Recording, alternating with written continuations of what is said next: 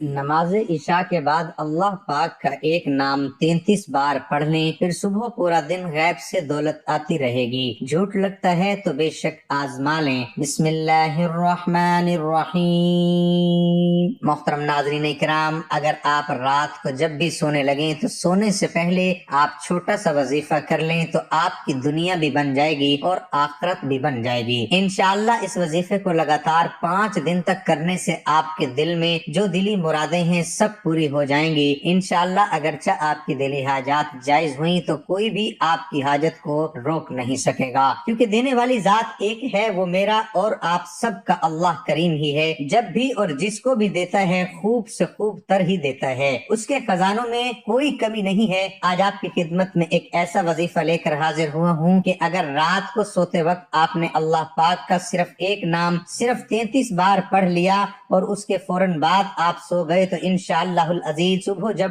آپ اٹھو گے تو پورا دن غیب سے آپ کی مدد و نصرت ہوتی رہے گی، آپ کو بے شمار دولت ملتی رہے گی انشاءاللہ، کیونکہ ہمارا یہ ایمان ہے کہ اللہ کے خزانے میں کسی چیز کی کمی نہیں ہے، اور اللہ تعالیٰ جسے چاہے ہمارے لیے ذریعہ بنا دے یا جسے چاہے غیبی مدد کر دے، جسے چاہے بے حساب رزق دے اور جسے چاہے تھوڑا دے۔ اللہ پاک سے پوچھنے والا کوئی نہیں ہے، بے شک اللہ پاک بے حد رحیم ہے، وہی رحمان ہے۔ تو یہ جو قیمتی عمل آپ کو بتانے جا رہا ہوں، اس کے کرنے کا ایک خاص طریقہ بھی ہے جو میں آپ کو بتاؤں گا۔ تو اگر آپ اس وظیفے کو میرے بتائے ہوئے طریقے سے اچھی طرح کر لیتے ہیں تو انشاءاللہ اللہ پاک آپ کی بھی ایسی غیبی مدد کرے گا کہ آپ حیران ہو جائیں گے۔ اگر آپ بھی دولت کو لے کر پریشان ہیں تو انشاءاللہ آپ کے تمام تر پریشانیاں اور تمام تر مسئلے مسائل دور ہو جائیں گے۔ اگر آپ کے پاس کوئی سواری نہیں ہے اور آپ نے گاڑی خریدنی ہے، اپنا ذاتی گھر نہیں ہے اور خود کا گھر خریدنا چاہتے ہیں لیکن پیسوں کی شدید کمی ہے، اور پھر پیسوں کی کمی کی وجہ سے آپ گھر خرید نہیں پا رہے، بہت عرصہ گزر گیا ہے لیکن آپ پھر بھی کرائے کے گھر میں رہ رہے ہیں، جوان بیٹیاں بھی ہیں لیکن آپ کے پاس ان کی شادی کے لیے پیسے نہیں ہیں، تو انشاءاللہ اس وظیفے کی بابرکت سے اللہ پاک آپ کے لیے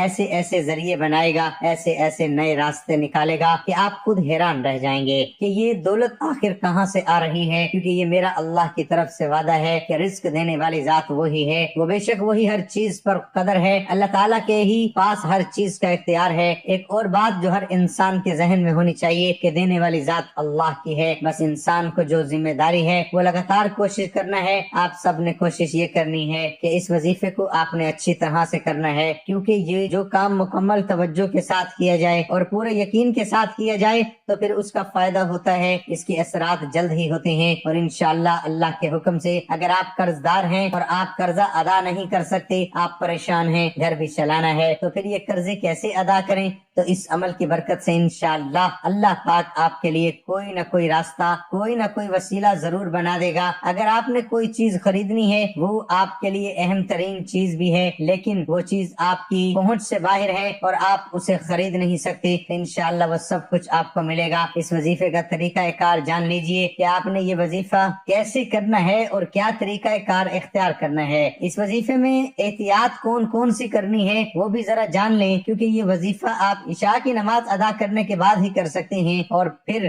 آپ بے شک اللہ تعالیٰ کے حضور عشاء سے لے کر تہجد کے وقت تک آپ کسی بھی وقت پڑھ سکتے ہیں، یعنی کہ اگر آپ نے تہجد پڑھنی ہے تو تہجد سے پہلے بھی آپ اس وظیفے کو پڑھ سکتے ہیں اور عشاء کے بعد بھی آپ پڑھ سکتے ہیں۔ تہجد کے وقت اگر اس وظیفے کو کریں گے تو زیادہ بہتر ہوگا۔ آپ نے یہ عمل کرنا ہے اور اس وظیفے کے دوران کوئی پابندی نہیں ہے، آپ اس وقت کے دوران جب چاہیں وظیفہ کر سکتے ہیں، آپ کو انشاءاللہ فائدہ ہوگا۔ اور احتیاط صرف یہ ہے کہ آپ نے اس عمل کو پورے کامل یقین اور توجہ کے ساتھ کرنا ہے، کیونکہ جو کام توجہ اور کامل یقین کے ساتھ کیا جائے وہ ضرور کامیاب ہوتا ہے۔ اگر آپ بھی یقین اور توجہ سے کریں گے تو آپ بھی ضرور کامیاب ہوں گے، انشاءاللہ آپ کو بھی فائدہ ہوگا۔ مرد، عورت، بچہ، بوڑھا، غرض اس وظیفے کو کوئی بھی کر سکتے ہیں، اس میں کوئی پابندی نہیں ہے۔ آپ یہ عمل کہیں پر بھی اور کسی بھی جگہ پر بیٹھ کر کر سکتے ہیں۔ محترم ناظرین، ایک شخص نے حضور اقدس صلی اللہ تعالی علیہ وسلم کی خدمت بابرکت میں حاضر ہو کر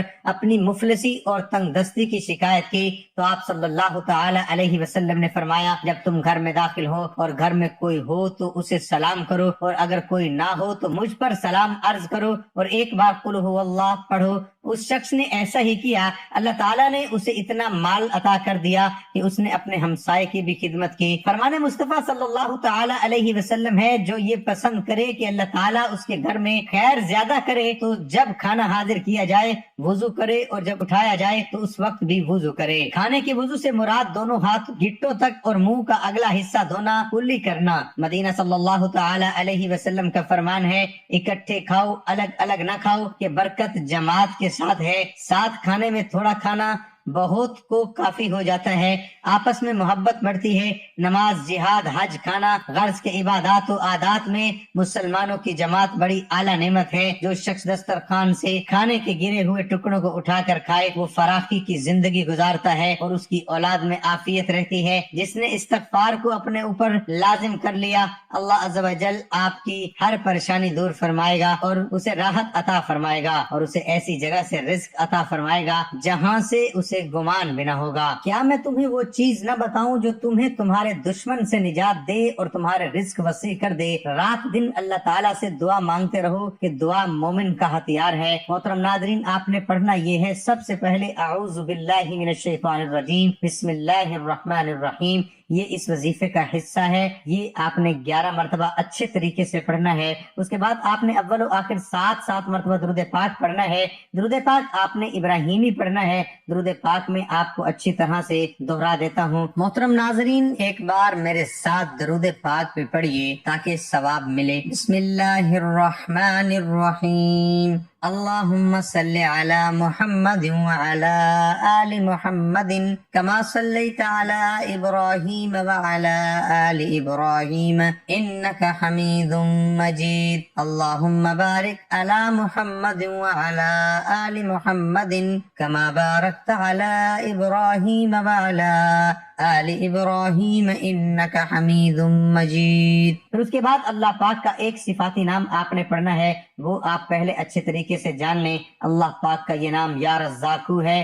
آپ نے 33 بار پڑھنا ہے، یا رزاقو یا رزاقو، کیونکہ یہ رزق دینے والا ایک ہی ہے اور وہی اس کے حصول کے اسباب بھی پیدا فرماتا ہے، لیکن دنیا میں رزق کا حصول کسی نہ کسی وسیلے سے ہی ہوتا ہے۔ قرآن پاک میں اس اسم مبارک رزاقو متعدد مرتبہ آیا ہے اور اللہ نے خود کو کہا ہے، یعنی بہترین رزق عطا کرنے والا۔ ترجمہ تم فرماؤ، بے شک میرا رب رزق وسیع فرماتا ہے اپنے بندوں میں، جس کے لیے چاہے وہ تنگی فرماتا ہے، جس کے لیے چاہے وہ جو چیز تم اللہ کی راہ میں خرچ کرو اس کے بدلے اور دے گا، اور وہ سب سے بہتر رزق دینے والا ہے، جس کی تفسیر ہے کہ تم فرماؤ، یعنی اے حبیب آپ فرما دیں کہ بے شک میرا رب عز و جل اپنے بندوں میں جس کے لیے چاہے اپنی حکمت کے مطابق رزق وسیع فرماتا ہے اور جس کے لیے چاہے تنگ کر دیتا ہے۔ اور اے لوگو، جو چیز تم اللہ تعالیٰ کی راہ میں خرچ کرو گے تو وہ دنیا میں یا آخرت میں اس کے بدلے میں اور زیادہ دے گا، اور وہ سب سے بہترین رزق دینے والا ہے۔ اس کے سوا جو کوئی کسی کو دیتا ہے، لشکر کو یا آقا غلام کو یا صاحب خانہ اپنے اہل عیال کو، وہ اللہ تعالیٰ کی پیدا کی ہوئی اور اس کی عطا کی ہوئی